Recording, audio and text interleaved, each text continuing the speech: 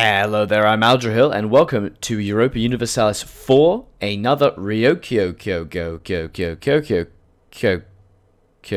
guide, where I show you a different way of achieving the 3 Mountains achievement run. This achievement is, as you know, play as Ryokyo and conquer the entire world. Now, there is a very interesting exploit that exists within the game, and that exploit has taken a while to be discovered. The achievement requires that you start as Ryokyo and own the entire world, right? No, that's not the case. No. The developer who created this achievement just copied it over from the World Conquest achievement. The game does not check that you are Ryokyo at the end of the game. What this means is that all you need to do is to start as Ryokyo, and at the end of the game for Ryokyo to still exist, and you can get the achievement. How can you abuse this, you ask? That means you can become any nation you want. You can switch nations entirely as long as Ryokyo still exists. So how do you do this? Well, you can fully annex a different nation. If you fully annex a completely different nation, you are then able to release them as a vassal. And whenever you release a vassal, you can click an option to play as that vassal. For example, if you know CB against any of these tribe powers, you can then fully annex and then in turn vassalize and play as one of these lovely steppe hordes. That is why this method of achieving 3 mountains is called Horde mode. The strategy relies on a couple things. 1. Attacking one of these 4 tribes, Kochin, Hexi, Jinzhou, or Yeren with a no CB war deck. 2. You need to vassalize that nation. The reason you need to vassalize them is that you do not have coring range for these provinces at all from where you are in Ryokyo. 3. Once you have vassalized one of the tribal powers, do another war declaration on one of the other tribes and fully annex them. Release them as a vassal, and you will then be playing an incredibly powerful nation. Why are they so powerful, you ask? Hordes have a huge amount of benefits that give them a massive advantage over the rest of the world. They have a few detriments as well, however. First of all, they get a hugely increased amount of manpower and force limits, as well as being able to loot much faster and pay much less money for reinforcements. This means that they can have a lot more frequent wars, or rather they actually have to have frequent wars, because of the problems inherent in trying to be a horde. So, which horde should you choose when you are attempting to invade with a no-CB war into one of the variety of steppe hordes in the east? Well, it depends. I can't give you true advice because it completely depends on who each nation allies. In a few of my runs, I've been able to do it on Jinzhou and vassalize them and fully annex Hexi, and also the other way around. At the moment, they start with none. Let us just immediately see what the alliances are. Let's allow them a little bit of time. Let's take a look. So, Jinzhou has allied with Oirat and Kochin. So, Jinzhou and Kochin are allies, as well as Oirat and their vassal Mongolia will be called in. Hexi has allied also with Oirat and Karadel, which is a no-name one province. And Yeren has allied with no one. This means Yeren would 100% be your target. Unfortunately, Yeren has a 103% total war score cost. This means you are going to need to wait a little while before you can declare war. So, what I would advise as your first steps would be to build your army. As always, do the endless mission abuse, that is to say, mass produce... Whoops, wrong one entirely. Don't build cavalry. That is to say, mass produce infantry, lose all manpower, get the manpower reserves need to recover mission, then delete, wait a day, free mission. Do the same thing again, get the accumulate money mission, then delete, and free money. So I would highly recommend that what you do is to build up to your force limit of 2 infantry, then 1 additional cavalry. You want to make sure that you do the cavalry last, you pay the maintenance as late as possible. Second, turn down your army maintenance so you're not paying unnecessary fees. Have your barks be protecting trade or privateering in Beijing. It all depends on whether or not you want to annoy Ming. I would probably say don't annoy Ming because, well, you can annoy Ming because it doesn't really matter because you're not going to be a Ryokyo anymore. But you don't really want Ming to declare war on Ryokyo, but it's probably fine. So we're going to go privateer into the Beijing Trade node. You want to improve relations with Korea and with Jinzhou. The reason you're improving relations is so that you can get military access to them and land troops, so that when you start the war, you won't have to lose ships ferrying stuff over. Then it's simply a question of waiting. You wait for the wars to begin, because almost always they take the various missions to unite the Jurchen tribes, which gives them casus bellis on basically all of the other tribes.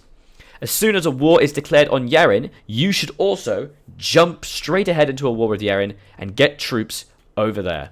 As soon as you can, get military access into Korea, which will allow you to then have troops on the mainland and be able to begin your invasions.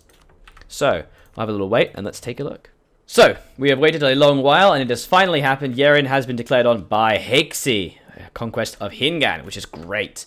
So, first things you're going to want to do, bam, the generals. See if you get a good general, because you don't really care about your own military power, because you're not in charge. You're going to be leaving behind those delightful creatures eventually.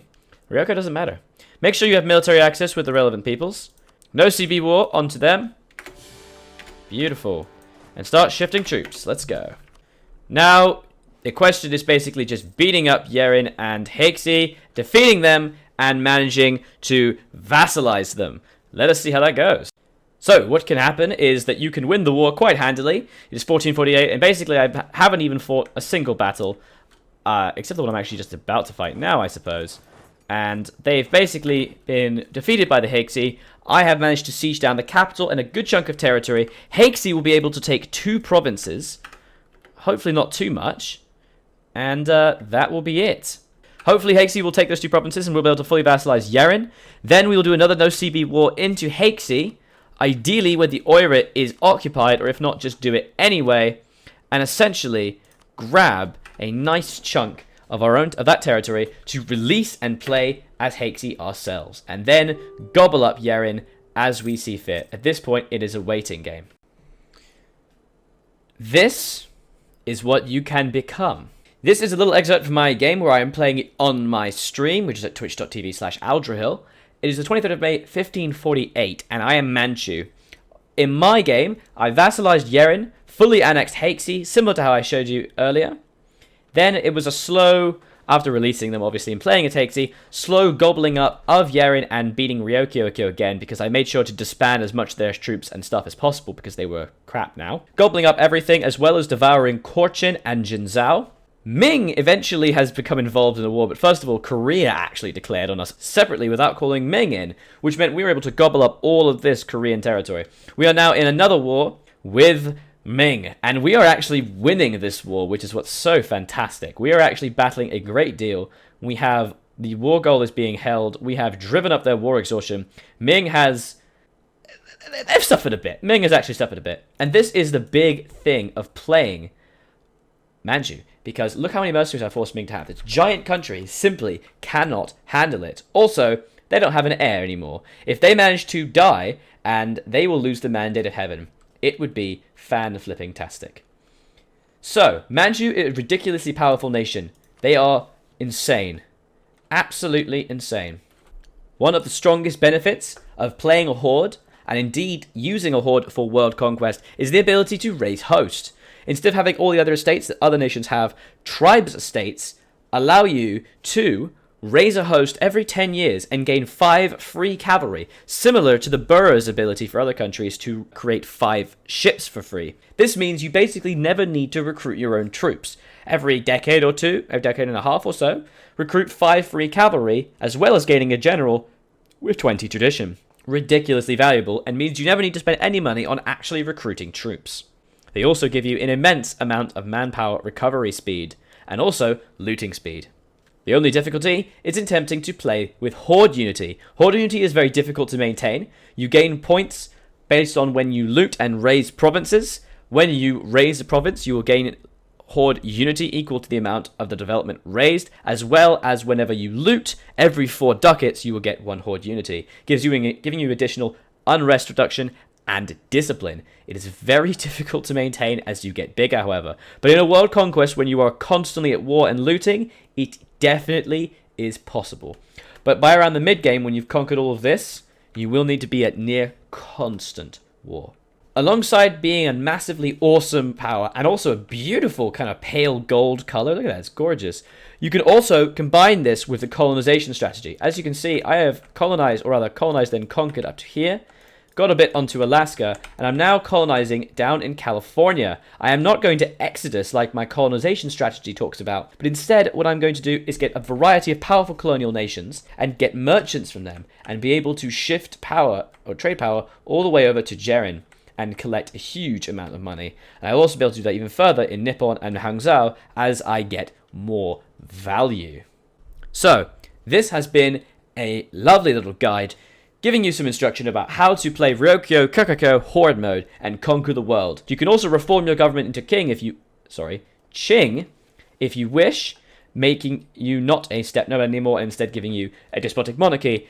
But you only need to do that if you're worried about the immense amount of Horde Unity you're accumulating.